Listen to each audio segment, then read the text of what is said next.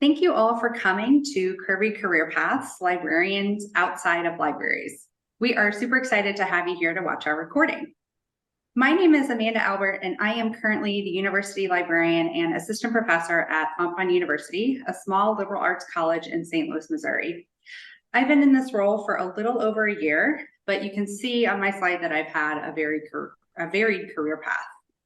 For some context, I am a white, cis, hetero, middle-class woman, and my positionality and privilege allows me to move through the world in certain ways, affording me the career opportunity to network, and that has helped me to advance my career. I'm also a little bit of a workaholic and someone who is very much in process of dismantling my own internalized capitalism. Since college, I have always worked at least 2 jobs. I'm not great at saying no, and I daily question my decision to stay in higher education. So I started working in libraries in college because my college library felt like a warm hug, and I could talk to my friends and I could do my homework. And I graduated at a time where things were kind of up in an upheaval. So at the height of the economic downturn in 2009. I was also a religious studies major, so there was not a whole lot of opportunity at the time other than to stay in libraries. So that's what I did. And I began working as an access services coordinator in 2010. I quickly realized that I needed a degree to do the quote unquote real work of librarianship. Never mind that I was doing a ton of real work anyway to keep the place open and operational, but I was also a paraprofessional. So I was making around $30,000 a year and really couldn't live on that to pay my student loans. So I went to graduate school and found a position about 6 months after graduation. It was in my first 2 positions, first at KSU in Atlanta and then at St. Louis University, that I had amazing mentors who advised me and helped me navigate those first few years. And I've continued on with this group of women. They became my mentors after I left SLU. They were my co-writers, my cheerleaders, and my friends. And we talk every week and work on projects like this one together. In my early professional years, I also spent a lot of time networking across the state. So I joined some statewide and professional associations, both in Georgia and in Missouri. And I really love this work of working with librarians across the state, building programs and professional development opportunities for librarian colleagues who are local. And it's because of this type of networking that I have been able to move up and out into different positions within my career. I landed a job as information literacy coordinator at Washington University in St. Louis after working at SLU for a couple of years. And this role really married my interests of information literacy, instructional design, and teaching. About a year into this role, I became pregnant with my first child and quickly found a group of working moms at WashU to bond with. And becoming a parent really gave me more clarity around my career, around my professional values. Becoming a parent gave me also this experience of being exhausted and dealing with professional burnout and personal burnout, and really kind of experiencing a lot of kind of churn at the time. So all of these factors led me to kind of start using my voice more, advocating for myself more, and stepping into a leadership role, but also realizing that I needed to make a change. So in 2020, I left the libraries to become an instructional designer in the School of Arts and Sciences at Washington University. And I really enjoyed this role because I was putting my skills to use in a different way, but it was also really challenging to build rapport with the faculty while I was there. I liked the work. I liked doing different professional development opportunities for faculty, but the politics were really challenging. So in 2021, when we started shifting from remote or online teaching to more in-person courses, we were kind of shifting backwards. The work that I was doing slowed down significantly. Most professors were perfectly content going back to what they were doing in quote unquote the before times. And it was during this time that I also became pregnant with my second child. So I was feeling really burnt out by the pandemic, by working, parenting, and a really physically demanding pregnancy. So I started using this as an opportunity to really ease up on the work that I was doing. And I was actually quiet quitting before that was a thing. So as I was navigating these first few years of my professional career and all of these other kind of career paths, I picked up a second job in the fall of 2017. So I started teaching a graduate school class in reference and information literacy for Syracuse University. And I was also part of the redesign of this course in 2021. During this redesign, I was able to do some really interesting work. I was recording some lectures, and I realized how much I missed working in libraries and with librarians.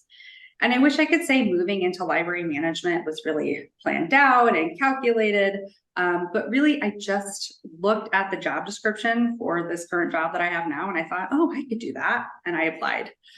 So if you take anything away from my talk, that I want you to know is that you too can have this hubris and this confidence.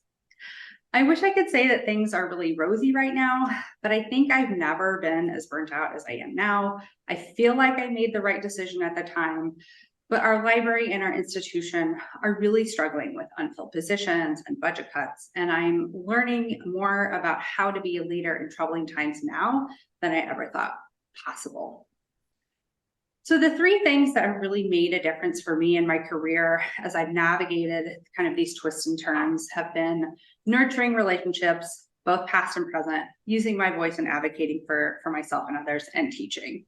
In building relationships, those partnerships have afforded me career mobility across institutions and campuses, as well as the ability to build trust quickly in order to make decisions that impact my community. And beyond that, these personal and professional relationships have really kept me going through the pandemic and all of these career moves. Using my voice and advocating for myself and others, I've really found that kind of in these first three professional positions that I've had, I quickly realized how much capitalism and patriarchy and white supremacy have structured the libraries and institutions that I've worked in. And again, I've worked in a state school and an R1, and now I'm in a liberal arts college. So it's kind of showing up in different degrees in different ways. But it was really during my time at WashU that I started to become increasingly vocal about systemic issues in these institutions. And my professional relationships really encouraged me to use my voice, to advocate for better working conditions, and to also integrate my own personal values into my work. Things like setting better boundaries, working to create anti-racist libraries, and countering my own vocational awe. And I think this is what made me realize that the instructional design role that I was in was not really a position where I could bring my full self, or I felt like my values were aligned. And that's what led me back to libraries. I feel like librarians are my people. So finally, teaching the Syracuse course has really grounded me and has kept me engaged in the profession. And I feel like it's helped me to understand more about the profession and my role in it and where I want to go next professionally.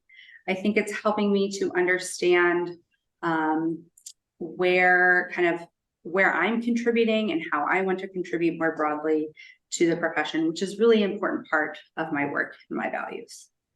So that's it for me. I'm actually going to now send it over to my colleague, Andrew. Well, thank you very much. My name is Andrew Luss, and I'm a senior product manager here at ProQuest Curvy. Now, my background is a little bit different from others on this panel. I'll briefly talk about my transition from academia to publishing and how the experience as a researcher and instructor informs my work to the current day.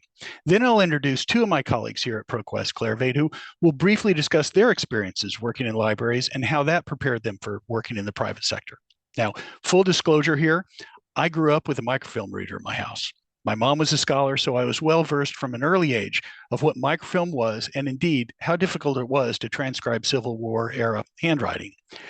After I graduated from the University of Kansas, I interned with the Naval Historical Center, working on the Naval Documents of the American Revolution series. This taught me documentary editing, content curation, and the importance of indexing and metadata. So as I continued as a teaching assistant at the University of Maryland, one of the best parts of my job was in selecting and curating primary sources for my students, and then leading discussions to help hone their critical thinking skills in evaluating those primary sources. Towards the end of my time in graduate school, I had the pleasure of reading over a friend's draft dissertation. And I found that some of my research would be very helpful to him. So I shared my research with him, and it became an important component of his argument. Now, from this experience, I found that I got great satisfaction with providing others with the raw material that they can use for their own research. Now, as I was writing my dissertation prospectus and contemplating the dire state of academic employment at the time, I saw this in the Washington Post classified section. And this precise advert started me down the path that I've been on for over 28 years. I started as an abstractor indexer of historical microfilm collections, and I worked my way up to managing editor. And then in 2003, began digitizing the US Congressional serial set. Now, there's no better instructor in GovDocs than digitizing 9.7 million pages of the serial set. And this experience, as well as participating in the Rare and Endangered Government Publications Committee of ALA for a decade, taught me how useful GovDocs are for research and how the right user interfaces and granular metadata can help users navigate complex research collections.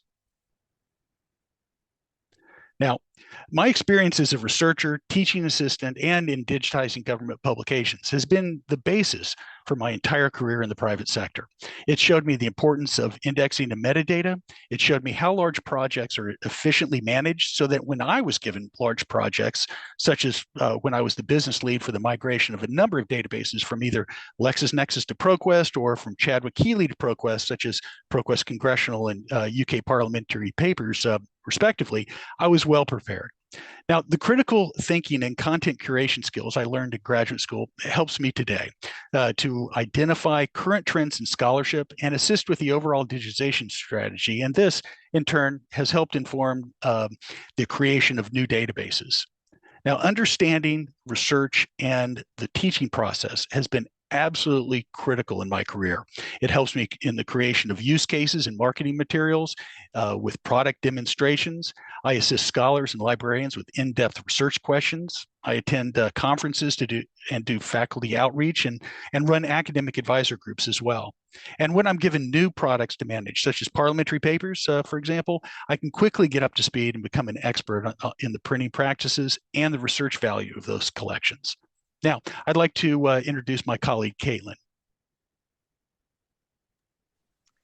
Thank you. Hi, I'm Caitlin Barodi, and I've been at ProQuest Clarivate for a little over a year now as a product manager on the platform team. In the interest of time, I'm not going to talk too much about my background, but you can see that I worked as an assessment and instruction librarian at a four-year state college in upstate New York, and then I was the head librarian at a small community college outside of New Orleans. At the bottom of the slide are a few things that led me to sort of start considering a career outside of traditional librarianship. And the first is that employers are always trying to squeeze librarians into certain boxes, and it's really frustrating when we don't fit nicely. So I was in a tenure track faculty position, but I was told more than once that I was faculty, but not real faculty, whatever that meant.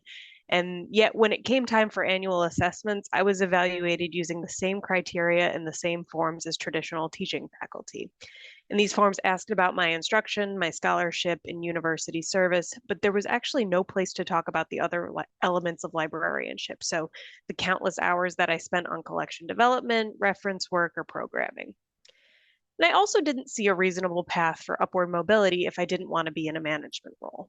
And with that being said, when I found myself in a management role, I felt really unprepared and I didn't have much guidance. And then learning as I went along was just a recipe for imposter syndrome, constant anxiety, and eventually burnout. So when I started in this role with ProQuest, the biggest immediate challenge was just transitioning from a very patron-facing role to something that was far more technical. My position involves working with folks on the business end like Andrew to translate new product and enhancement ideas into technical requirements for the developers who build the products. There was and still is so much for me to learn. And I had also gone straight into academic librarianship after completing my education, so I had very little exposure to workplaces outside of academia up until this point, so that was an adjustment too. My instruction experience has been a big asset. I have a strong knowledge of how undergrads use library databases and what assignments lead them there. I know their main pain points, and I also know which things were hard for me personally to teach as an instructor. Better yet, I have experience making those things easier to understand for students and faculty, and those skills also translate well into my current work. Another thing that ended up coming in handy is that at my first librarian job, I was the coordinator for our government documents depository. And at the time, it was just another collection that sort of fell under my job duties. But as luck would have it, I now work with a lot of ProQuest government information products. So I'm still working with GovDocs every single day. So this just goes to show that even something that's only maybe half a sentence in your current job description can really end up being a big part of your next career move. And then finally, of course, the soft skills are invaluable as well. Being able to communicate and promote your work, manage a project with a lot of moving parts. And then, of course, customer service is always useful no matter what field you're in. So hopefully some of this can serve as some inspiration for ways that you might use your skills outside of the library. And with that, I'll hand it over to my colleague, Dawn. Hi, and thank you. My name is Dawn Kasmar, and I've been working at ProQuest since 2020. But before that, I was a graduate student in English literature at the University of Michigan, and I also worked at the University Library in special collections and as a reference librarian for the Ask a Librarian desk. My part of the presentation focuses on thinking of ways to transition the skills acquired as a librarian to other career trajectories. I first started working at ProQuest as an intern through my program at at my graduate school. It was set up through my graduate school, and it was actually my work at the library that made me an attractive candidate to hire through ProQuest. My program put a lot of emphasis on alt academic careers and how to think about our resumes. And one of the most important things we worked on, for me at least, was a list of transferable skills for each type of work experience we put on our resumes. Andrew, Caitlin, and I put together a list of these transferable skills that made sense from our past experience working in libraries, but there are definitely other transferable skills that can be added depending on your specific work at a library and area of specialty, as we saw with like Caitlin's presentation, right? Her work in the special collections around government documents ended up being extremely useful for her next career move. So the skills that we put together are product management, research across a breadth of subjects, metadata creation and management, group and one-on-one instruction, research and instructional support, assistance with resources, scholarly databases, and online tools, librarian vendor relationships, curation for exhibits or special collections, event management, and financial planning and budgeting. Again, there's far more than these, but this is kind of like a general list that we thought could be applicable across a range of different jobs at libraries. Being able to articulate transferable skills from one job to another was crucial for my own career trajectory, because it helped me demonstrate how the work I did at the library was relevant as I moved into a new career both outside of academia and outside the library. No matter what your background is, there is always something that can be applied to work in the private sector. As you can see from the list of skills we've compiled here, these skills are useful in a variety of careers. The three of us are obviously in a library adjacent careers at ProQuest as we continue to work closely with librarians, but skills like product management, the ability to research across a range of subjects, event management, and financial budgeting, these skills are necessary and in demand across most work industries. That is my last slide. Thank you. Hi, I'm Sarah Fancher. I spent more than 12 years in higher education, always in public service library roles. I really enjoyed supporting student and faculty research.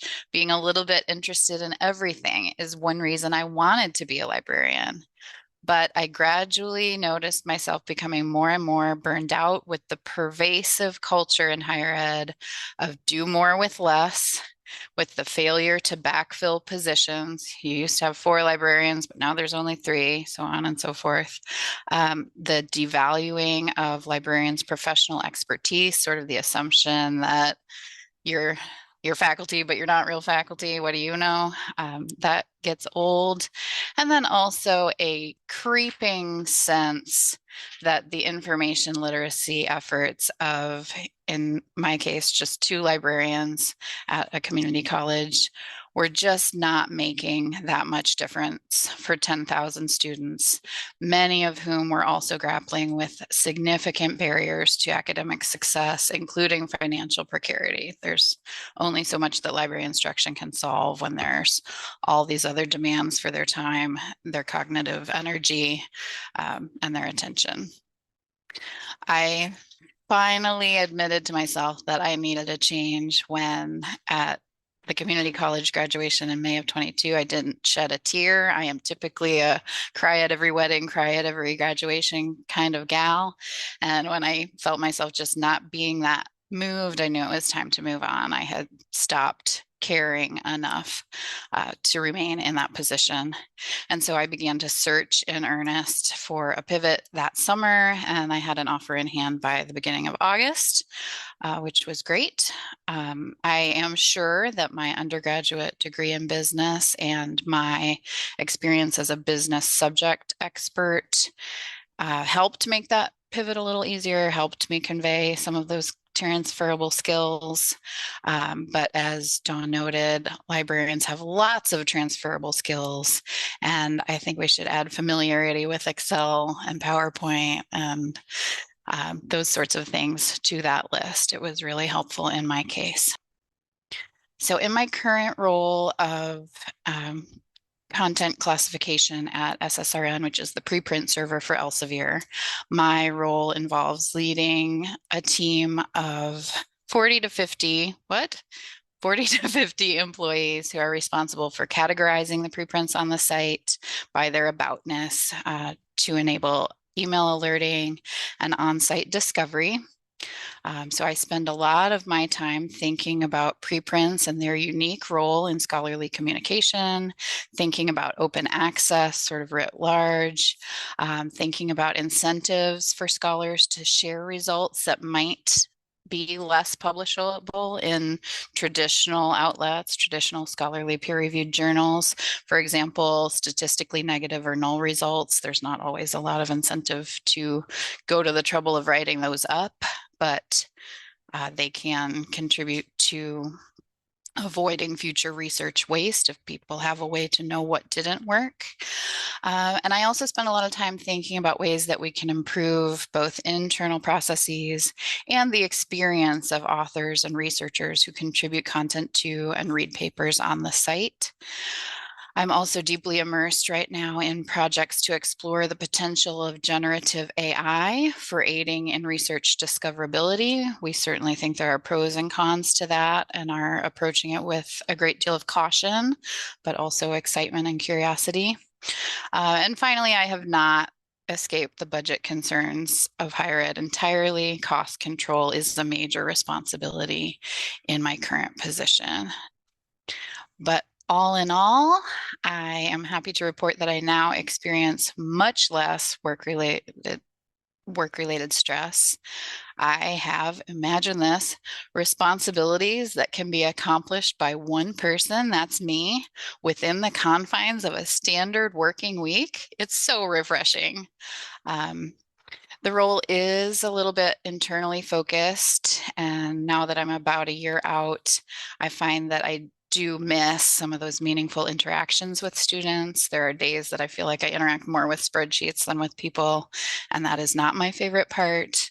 I have also found an entirely remote work setting to have some unique challenges. For example, it has taken me quite a long time to get to know my colleagues in an authentic way, identify who to trust and who has the good gossip, those sorts of things. But on balance, there have been a lot of benefits for myself and my family and my overall work-life balance. And we'll see what comes next. All right, that is my last slide.